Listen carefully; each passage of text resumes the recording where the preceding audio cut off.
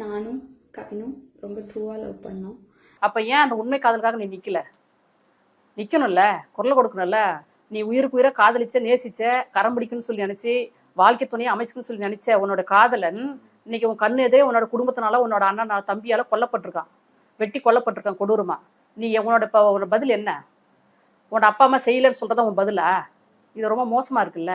உனக்குன்னு ஒரு தனி மனசாட்சி இருக்கு, உனக்கும் ஒரு பொறுப்பு இருக்குது.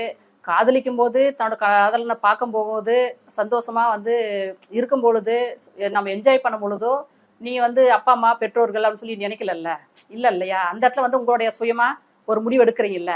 தனக்கு விருப்பப்பட்டவனை காதலிக்கணும், அவங்களோட பேசணும், உரையாடணும், பழகணும், மனம் விட்டு பேசணும்னு சொல்லி யோசிக்கும் பொழுது அப்ப அந்த துணையை தேடி நீங்க போகிறீங்க இல்லையா? அப்ப நீங்க பெற்றோர்களை, குடும்பம், சாதி, சமூகம்னு யோசிக்கிறது இல்லை. அது மீறி தானே செய்யறோம். அப்ப காதலை சமூகத்துல இருந்து மீறி செய்யும் பொழுது, குடும்பத்துல இருந்து மீறி செய்யும் பொழுது அந்த காதலுக்கு ஒரு கலங்க வரும்பொழுது அந்த பெண்ணு நிக்கணும்ல.